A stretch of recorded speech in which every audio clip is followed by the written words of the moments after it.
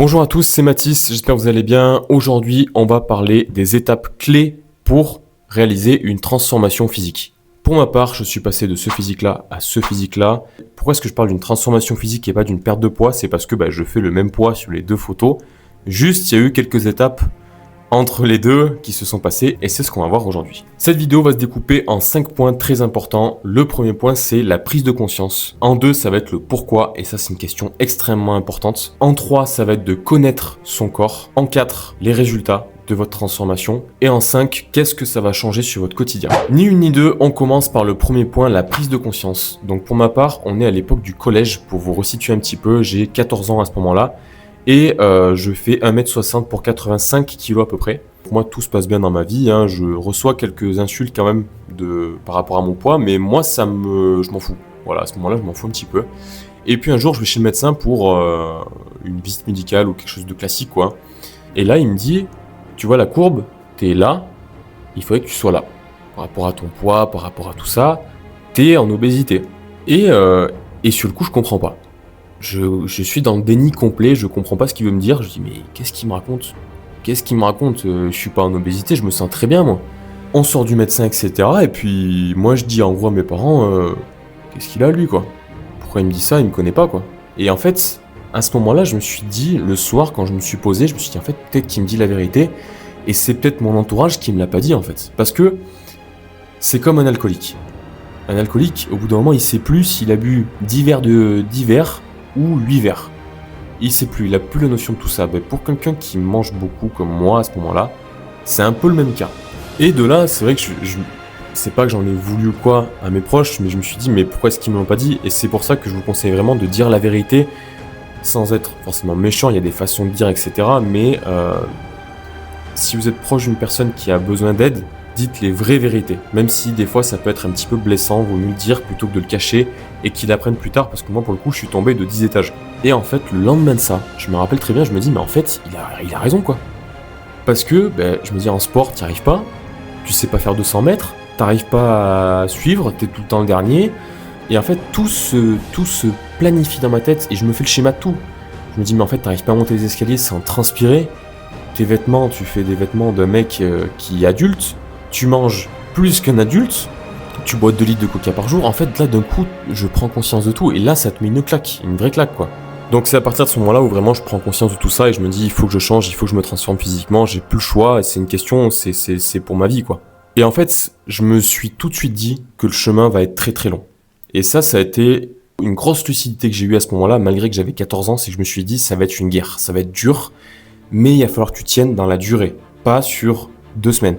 Et de là, on passe au numéro 2, le pourquoi. Ça, c'est extrêmement important lorsque vous désirez quelque chose. C'est le cas pour une transformation physique, mais aussi dans vos projets professionnels, etc. C'est pourquoi est-ce que vous le faites.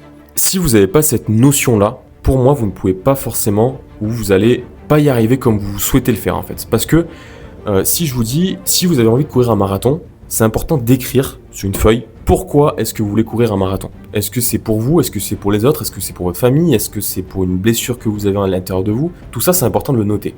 Et de là, vous allez y voir beaucoup plus clair sur pourquoi est-ce que vous le faites. Moi, pour ma part, ça a été pour ma santé, pour me sentir mieux. Ça a été une question de vie aussi, forcément. Et de là, en fait, j'ai vu beaucoup plus clair. Une fois que j'avais ce pourquoi, là, j'ai pu avancer vraiment et me dire, ok, il faut que je fasse comme ça, comme ça, comme ça. Parce qu'à ce moment-là, j'avais pas le budget à 14 ans pour me payer un nutritionniste, pour me payer un coach sportif, etc. Donc j'ai dû faire avec. À ce moment-là, je buvais 2 litres de coca par jour, je mangeais à foison, j'avais qu'une envie, c'était de tout dévorer à chaque fois. Et je me suis dit, tu vas y aller semaine par semaine. Et par exemple, la première semaine, au lieu de boire 10 verres de coca par jour, tu vas en boire 5. C'est ce que j'ai fait au début. J'ai vu tout de suite des résultats. Ça a été assez rapide. Et puis la semaine d'après, on va diminuer les sauces. Et puis la semaine d'après, on va diminuer ça. Et puis on va diminuer les quantités. Et en fait, ça, le fait de le faire petit à petit, j'ai réussi à perdre assez facilement, j'ai envie de dire, du poids sans que ça soit une lutte pour moi en fait. Parce qu'en plus, quand vous êtes chez vos parents ou que vous avez un petit budget, vous pouvez pas vous permettre de manger que des produits bio, etc.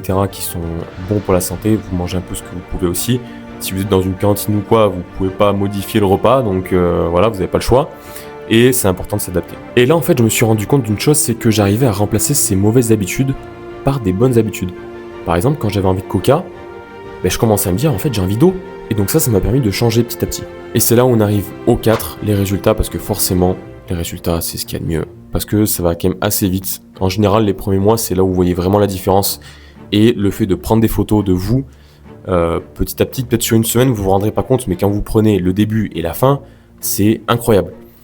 Et c'est plutôt satisfaisant, on va pas se mentir, ça fait du bien quand même de se dire, ok, on a fait tous ces efforts, mais ça a quand même bien payé.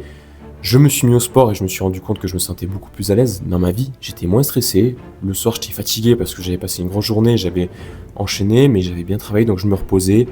Je m'hydratais correctement. Et en fait, ça a été tout de suite, je me suis dit, mais en fait, ça marche bien, quoi. C'est incroyable.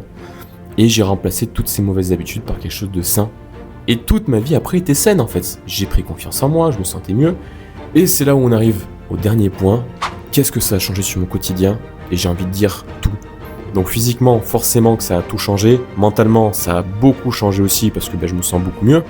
De me sentir mieux dans ma tête, de pouvoir respirer, de pouvoir faire des choses que je pensais pas pouvoir faire avant, de pouvoir me fixer des objectifs dans le sport parce que maintenant le sport n'est plus une contrainte mais un plaisir. Donc ça c'est hyper important aussi. Voilà, maintenant je me fixe des objectifs. J'ai un nouveau pourquoi, j'ai un nouveau désir. Maintenant mon désir c'est plus de me dire je dois perdre du poids mais c'est de me maintenir et de réaliser des choses sportives de plus en plus grandes, de m'exercer encore plus là-dedans. J'adore la course à pied maintenant, donc j'essaie de trouver des objectifs là-dedans. Et tout ça fait que, au bout d'un moment, ça commence à payer. Et je suis plus heureux que jamais dans cette nouvelle vie. Et on arrive tout doucement à la fin de cette vidéo. Je tenais en tout cas à vous remercier parce que je reçois beaucoup de messages de personnes qui veulent changer ou qui sont en cours de transformation. Je reçois aussi pas mal de messages de personnes qui sont en cours et qui sont dans une période où ils perdent un peu la motivation. N'hésitez pas aussi, si vous êtes dans ce cas-là, à m'envoyer un message.